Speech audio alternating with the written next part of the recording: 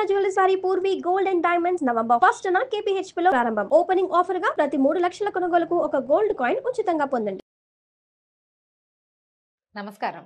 కార్తీక పురాణం 20వ రోజు పారాయణలోకి వచ్చాం.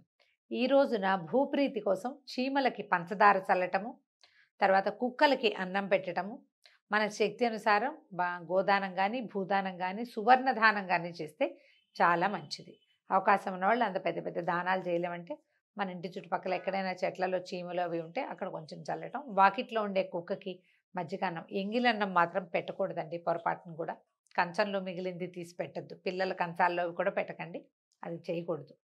ఫ్రెష్గా అన్నం కలిపి పెడితే కనుక చాలా మంచిదట. అయితే ఇవాళ పారాయణలోకి వద్దాం. ఈ కథలన్నీ వింటున్న జనక మహారాజు మన వశిష్ఠ మహామునిని ఇలా అడిగారు. మునీంద్ర, సర్వపాపములను నశింపచేయున్నది సర్వ సౌభాగ్యదాయకము అయినటువంటి ఈ కార్తీక మహాత్మ్యాన్ని ఇంకా వినాలని కోరిక కలుగుతోంది, ఇంకా చెప్పు, ఇంకేదైనా చెప్పమని అడిగారు. ఇప్పటిదాకా చాతుర్మాస్యం గురించి విన్నాం. చాతుర్మాస్యం చేస్తే చాలా విశేషము, కార్తీకంలో చాతుర్మాస్యాన్ని పూర్తి చేసుకుంటాము అని మహావిష్ణువు జ్ఞానసిద్ధ మహామునికి చెప్పింది. విన్న తర్వాత ఈయన మళ్ళీ అడుగుతున్నాడు అనమాట. అడిగితే వశిష్ఠ మహర్షి ఇట్లా అంటున్నారు, విను, కార్తీక మహాత్మ్యాన్ని గురించి అగస్త్యమునికి అత్రి మహామునితో జరిగిన సంవాదం ఒకటి ఉంది. ఇది ఇంకో కథ అనమాట, ఇంకో చోట నుంచి. ఇది చాలా ఆశ్చర్యకరమైనది, అది నీకు చెప్తాను వినమన్నారు. అత్రి మహాముని ఇట్లా చెప్పారు. మళ్ళీ ఇప్పుడు అగస్త్యుడు వశిష్ఠుడు పక్కకి వెళ్ళారండి. అత్రిను అగస్త్యుడు వాళ్ళిద్దరూ వస్తారనమాట. అగస్త్యమునీంద్ర, అత్రి మహాముని ఇలా అంటున్నారు. అగస్త్యమునీంద్ర, లోకత్రయోపకారకము కొరకు అంటే 3 లోకాలకి ముల్లోకాలకి మేలు చేయటం కోసం కార్తీక మహాత్మ్య బోధకరమైన హరికథని చెప్తాను వినమన్నారు. అగస్త్యుడు అడిగాడు, అయ్యా విష్ణువంశ సంభూతుడివి నువ్వు, సద్ధర్మ శ్రవణం అంటే మంచి విషయాలు వినటం వల్ల వినడం కోసమే కార్తీక మాసాన్ని గురించి చెప్పబడింది. అయితే కార్తీక మాస ధర్మాలు కూడా నేను తెలుసుకోవాలనుకుంటున్నాను. ఎప్పుడు కూడా మంచి విషయాలు ఎవరితోటైనా వినాలి. బాలాదపి సుభాషితం అన్నారు. మంచి మాట పిల్లలు చెప్పినా వినాలి. అదే పెద్దవాడు చెప్పే మంచి మాట ఎంత విలువైనది. అందులో అతని తపశ్శక్తి కూడా దాని ద్వారా మనకు వస్తుంది. మన బుద్ధి మారేందుకు అవకాశం లభిస్తుంది. అందుకని మంచి మాటలు పెద్దవారి చేత చెవితే కనుక చెప్పించుకుంటే మన చెవిలో పడితే మనకు మంచిదట.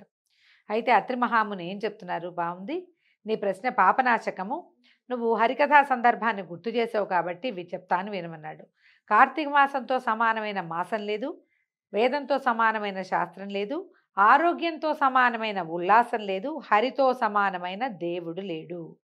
కార్తీక మాసంలోని స్నానము, దీపదానము, హరిపూజ చేయవాడు ఇష్టార్థాన్ని పొందుతాడు. ఇంకా చాలా ఉన్నాయి. కార్తీక పురాణ శ్రవణము, పురాణ కథనము, తీర్థాటనము అవన్నీ ఉన్నాయి. కానీ ఇందులో 3, స్నానము, దీపదానము, హరిపూజ 3 విష్ణు ప్రీతికరం. అయితే విష్ణు భక్తి వలన కలియుగమందు వివేకము, ధనము, యశస్సు, ప్రతిష్ట, లక్ష్మి, విజ్ఞానము, సర్వత్రా విజయాన్ని పొందుతారు. ఈ విషయమును గూర్చి పూర్వ చరిత్ర ఒకటి ఉన్నది.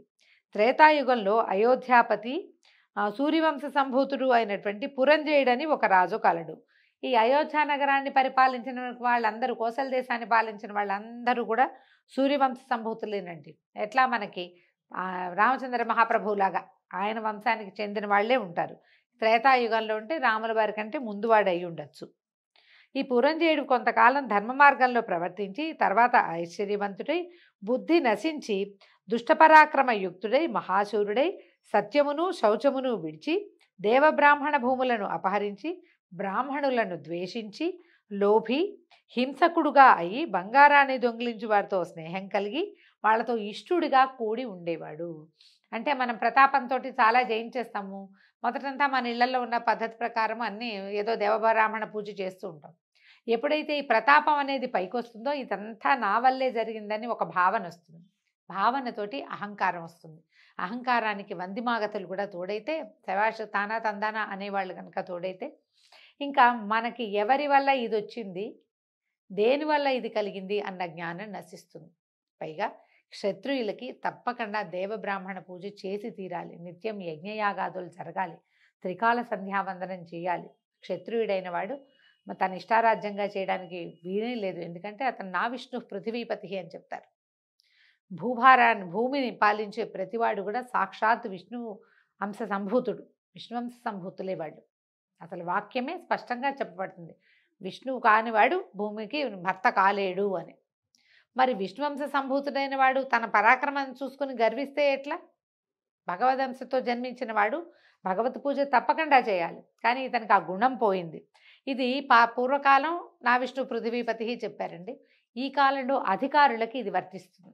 ఎవరికి ముద్ర ఇది పడుతుంది? ముద్రికా యోగం, స్టాంపు, దీన్ని ముద్రికా యోగం అంటారు.